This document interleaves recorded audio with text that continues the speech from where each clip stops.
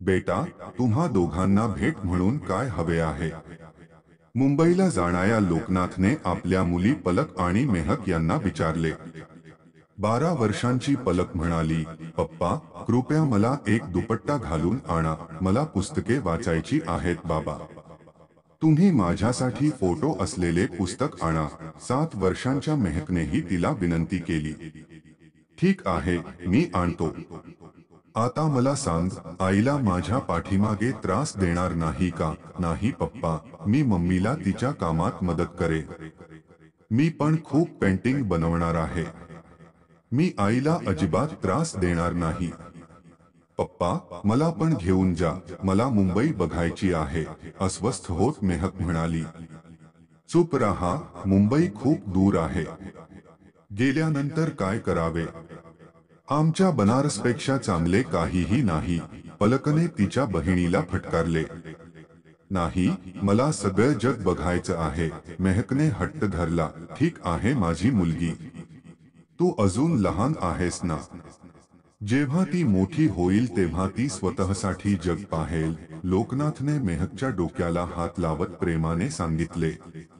पलक आणि मेहक या दोघींचा जन्म एकाच आईच्या पोटातून झाला होता, पण त्यांच्या विचारसरणीत, जीवनाकडे आणि निसर्गाकडे पाहण्याचा दृष्टिकोन खूप मोठा होता. मोठी बहीण पलक अतिशय घरगुती आणि बोलकी होती आणि जे काही मिळेल त्यात समाधान मानणारी मुलगी होती. तर मेहकला नवीन गोष्टी जाणून घेण्याची आवड होती. ती बोलली कमी आणि समजली जास्त. पलकला लहानपणापासूनच घरातील काम करण्याची आवड होती. वयाच्या 6व्या वर्षी ती आईच्या साडीत गुंडाळून स्वयंपाकघरात शिरायची आणि लाडू ढवळत म्हणाली, बघ आई स्वयंपाक करते. मग त्याचे वडील त्याला आपल्या मांडीत उचलून बाहेर काढायचे आणि बायकोला म्हणायचे, असं वाटतं की तो 18 वर्षांचा होण्याआधी त्याच्याशी लग्न करावं लागेल. त्याला घरात खेळायला खूप आवडते. ती 18 वर्षांची नसली तरी 23 वर्षांची असताना पलकने लग्नाला होकार दिला आणि तिचे लग्न एका मोठ्या उद्योगपती सोबत ठरले. इकडे तिच्या मोठ्या बहिणीप्रमाणे मेहक लग्नाच्या नावाखाली पळून जायची. त्याला विज्ञान आणि तर्कशास्त्रावर बोलण्यात मजा वाटायची. तिला आयुष्यात इतरांपेक्षा वेगळे काहीतरी करायचे होते. तिला नोकरी करून स्वावलंबी जीवन जगायचे होते. लवकरच त्याला एका जाहिरात कंपनीत कॉपी एडिटर म्हणून नोकरी मिळाली. वेळ निघून गेली. पलक आता 32 वर्षांची झाली होती, पण जेव्हाही तिच्या घरच्यांनी लग्नाचा मुद्दा उपस्थित केला, तेव्हा ती काहीतरी ना काही कारण पुढे करत असे. लग्नात रस दाखवत नाही. दरम्यान त्याच्या आईवडिलांचा अपघाती मृत्यू झाला. मेहकसाठी हा काळ खूप कठीण होता. आता त्याला स्वतःला एकट्याने सांभाळायचे होते. सुरुवातीला ती काही काळ पलकच्या घरी राहिली, पण बहिणीच्या सासरच्या घरी जास्त काळ राहणे विचित्र वाटले म्हणून ती तिच्या घरी परतली आणि एकटीच राहू लागली. तिला सुरुवातीला हे आवडत नाही, कारण तिला एकटे राहण्याची सवय नाही. बरेच नातेवाईक होते पण प्रत्येकजण आपापल्या आयुष्यात व्यस्त होता.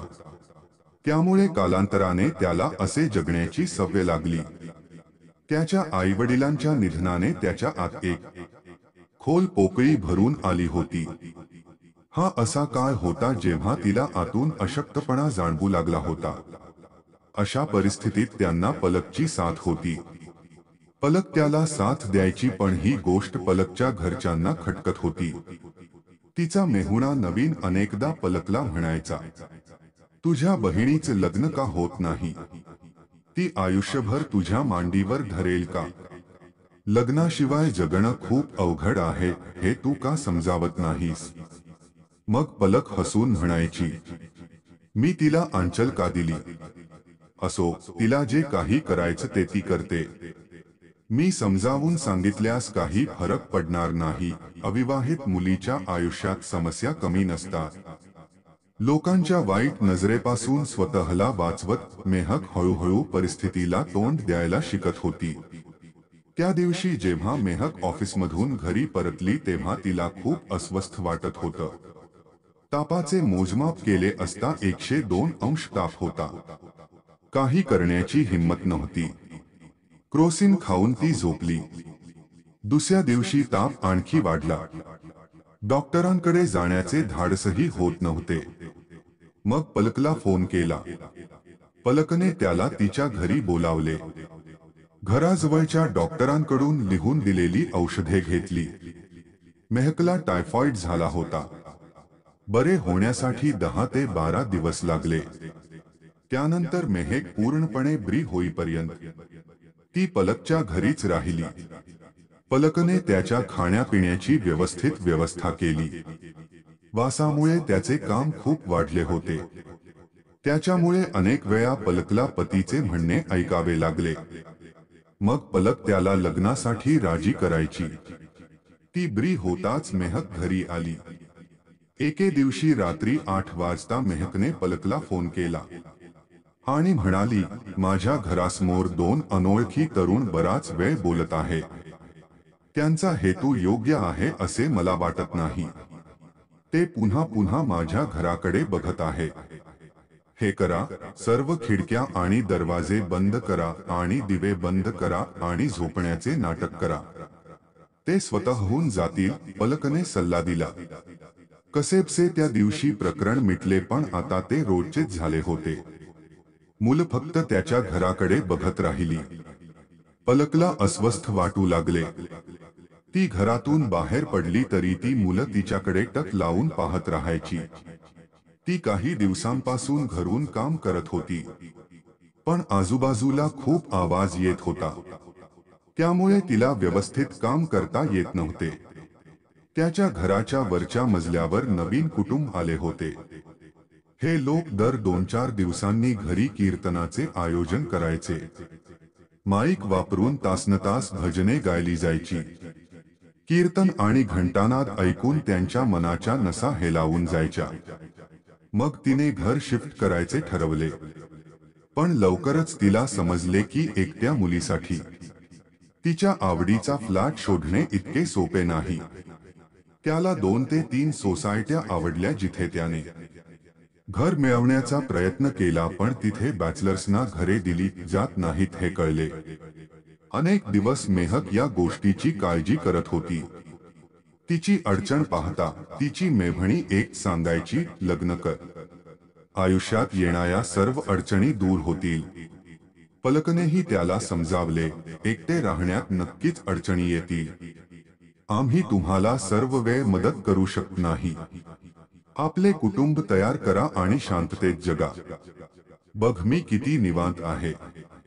जी काही काळजी घ्यायची आहे ती तुमच्या मेहुण्यानेच केली आहे. मेहकलाही हे समजले, पण ती तशी कुणाशीही लग्न करायला तयार नव्हती. जेव्हा तिला आवडेल आणि तिच्या लायक कोणी असेल तेव्हाच तिला लग्न करायचे होते. मग मेहुण्याने त्याला नातं सुचवलं आणि मेहकची भेट ठरवली. तो मुलगा मेहकच्या भावजईचा जुना ओळखीचा होता. त्यामुळे मेहकने लग्नाला हो म्हणावं असं त्याला वाटत होतं. पण मेहकला ते अजिबात आवडले नाही. तो लहान उंची आणि 12वी पास मुलगा मेहकच्या कल्पनांना जुळत नव्हता. आपण खूप एकटे आहोत असे वाटत नाही का? त्याचप्रमाणे कधी कधी मला असेही वाटते की मी खूप एकटा आहे. पण जेव्हा मी आव्हानांवर मात करतो आणि काहीतरी चांगलं करतो तेव्हा माझ्या हृदयातील शून्यता भरून निघते. शेवटी आपण आपल्या आवडीनुसार आपले जीवन निवडतो. यात काही बरोबर किंवा चूक नाही. फक्त परिस्थिती योग्य किंवा चुकीची आहे. पलकने बहिणीला मिठी मारली आणि म्हणाली, मेहक, मला समजले आहे की तू माझ्यासारखी नाहीस, पण तू माझ्यापेक्षा कमीही नाहीस.